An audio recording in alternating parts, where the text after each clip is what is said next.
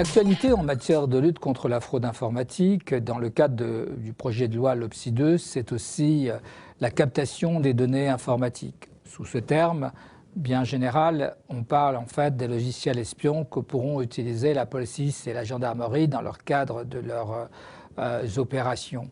C'est une nouvelle possibilité de lutte contre la cybersurveillance.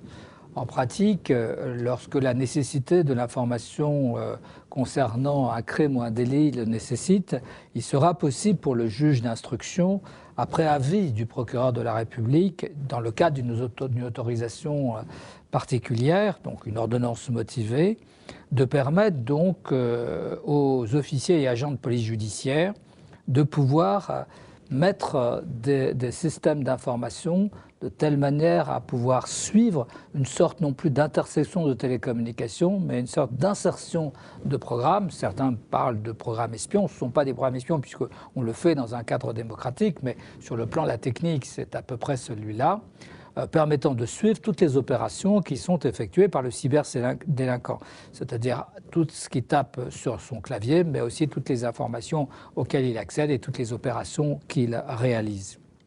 Cette possibilité, elle est strictement encadrée dans le cadre du projet LOPSI, puisqu'il n'est possible, au-delà de la motivation de l'ordonnance, que d'avoir une durée maximale de 4 mois, qui peuvent faire l'objet, sous réserve d'une motivation, d'un complément supplémentaire de 4 autres mois.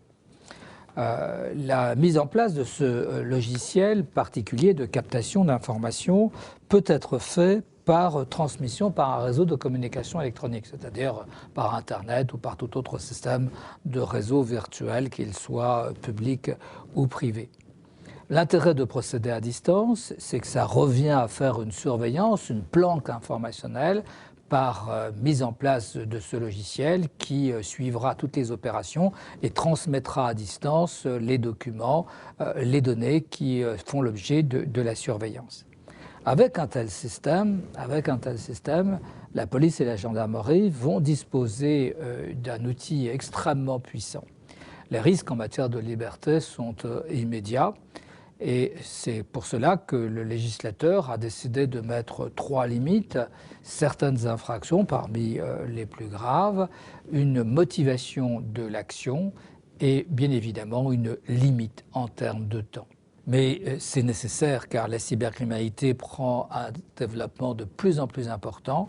Les grandes affaires aujourd'hui de délinquance, notamment de financière, ont montré que la cybercriminalité était au cœur de ces affaires et grâce à ces logiciels de captation d'informatique, il sera possible d'allier efficacité et lutte contre la cybercriminalité en respectant les fondamentaux d'une société démocratique.